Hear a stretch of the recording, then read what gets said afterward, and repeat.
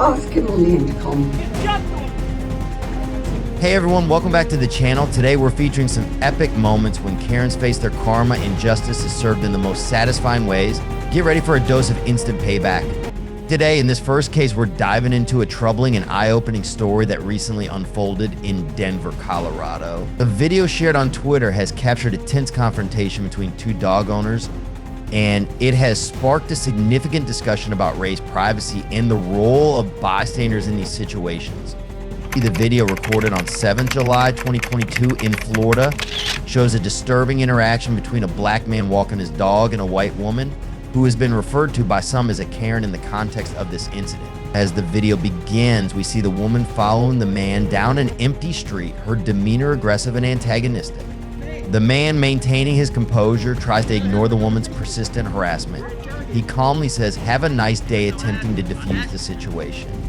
But the woman's response is anything but pleasant. "Get out of here," she snaps back.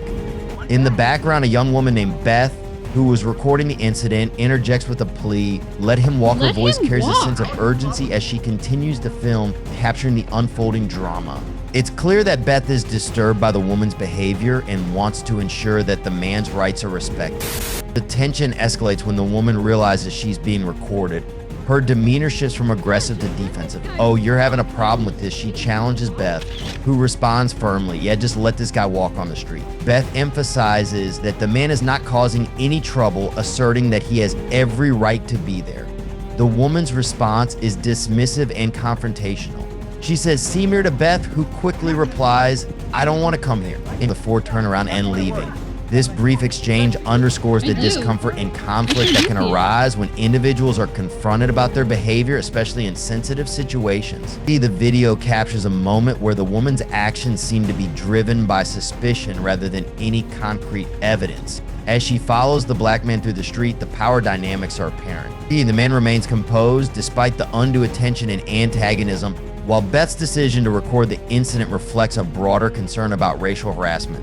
She emphasized the importance of having evidence to back up claims of racial harassment, highlighting the current movement to shed light on these issues and hold individuals accountable. In Florida statute, section 784.048 focuses on threatening and harassing conduct, which is the act of continuously following or harassing a victim, causing anxiety, distress, or fear. This conduct may include repeatedly following, calling, texting, or approaching the victim without their permission. Harassment or stalking that causes anxiety or fear to the victim can be prosecuted. This includes bothering, continuously following, or engaging in conduct that makes the victim feel threatened or unsafe.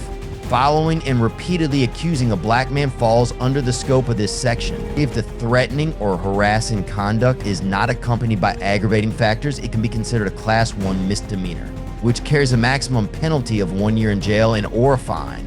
All right, this case was wild, but still not the worst one. Just wait until you see this next one. And on September 5th, 2023, a repairman was called to fix a leaking radiator in an elderly woman's apartment in California. What seemed like a simple task quickly turned into a nightmare for the worker involved. Upon arriving at the apartment, the repairman began his work with the expectation of completing the task and moving on to his next appointment. Little did he know that this routine job would turn into an extraordinary and traumatic ordeal.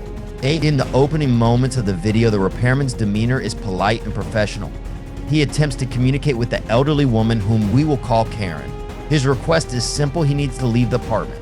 However, Karen's response is anything but normal. She stands in front of the door, blocking his exit. Just let me out of your flat. I don't know what you're doing. This is absolutely ludicrous. Yes, it is. Look, I've just told you this radiator's not going to be working.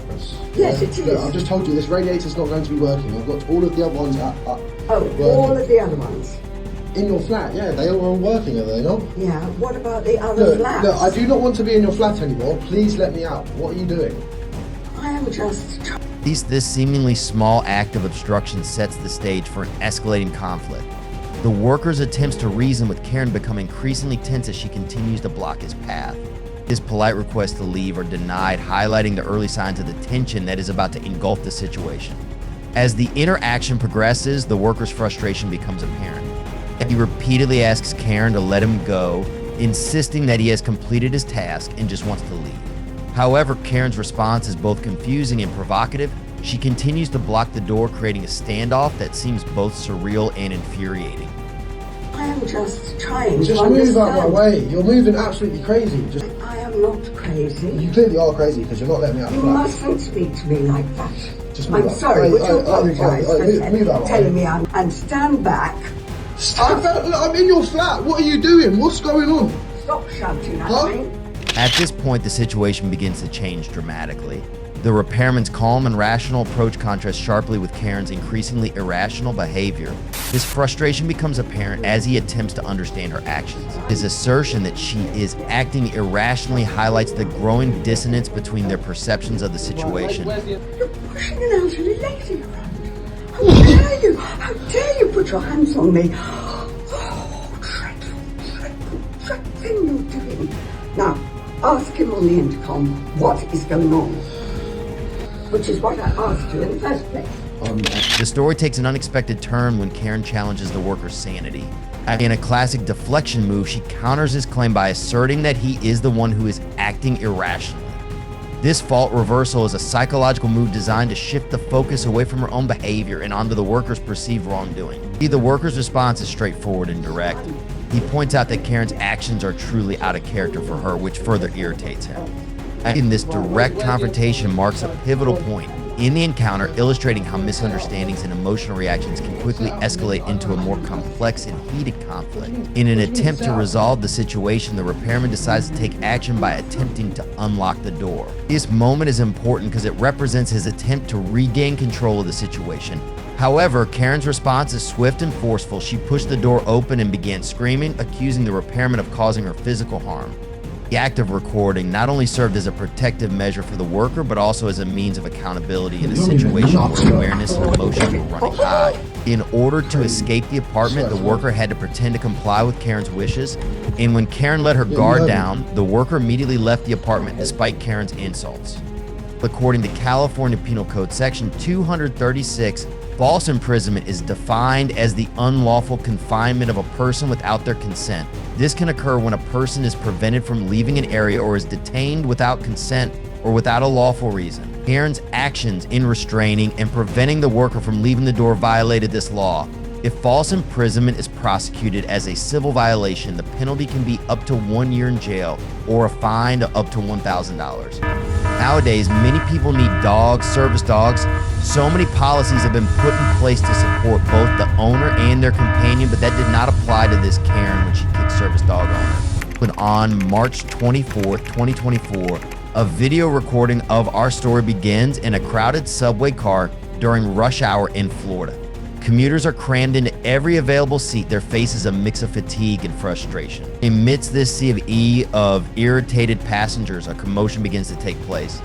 At the center of this commotion is our protagonist, a woman we will call Karen for the sake of our story. Karen, clearly agitated, stands in a loud confrontational manner. Her target, a dog docile and calm beside its owner, becomes the focus of Karen's rage. As the dog sits silently, seemingly oblivious to the approaching storm, Karen's frustration begins to boil over.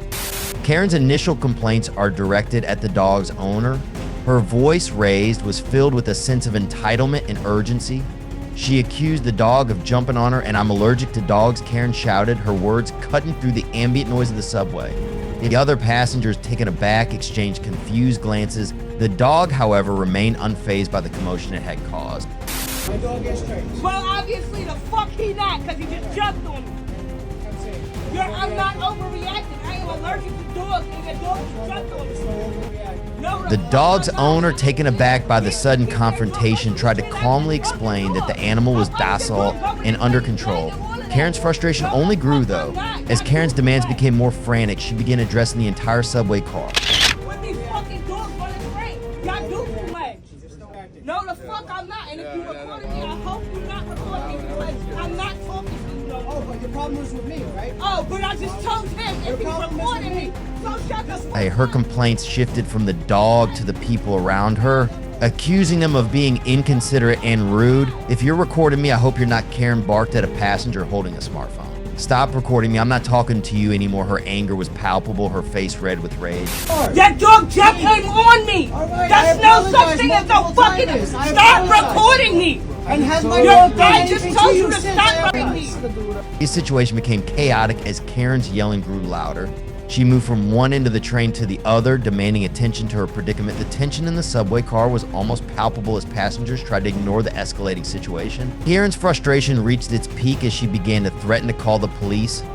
A sympathetic passenger tried to offer a solution, suggesting that Karen could change seats to avoid dog.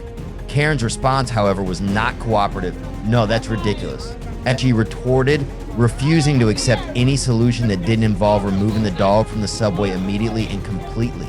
The argument dragged on with no clear solution in sight. In Florida Penal Code, Section 877.03 public nuisance, including disorderly conduct, making noise, or engaging in inappropriate conduct in public spaces. Karen's cursing and yelling on the subway violated the scope of this section. Public nuisance on the subway can be prosecuted as a civil infraction. Florida Penal Code Section 877.03 public nuisance is punishable by up to 1 year in jail and/or a fine of up to $1,000. All right, fellas, what do you think? Share your thoughts in the comments and don't forget to subscribe for more interesting and educational contents in the future. Thanks for your sub.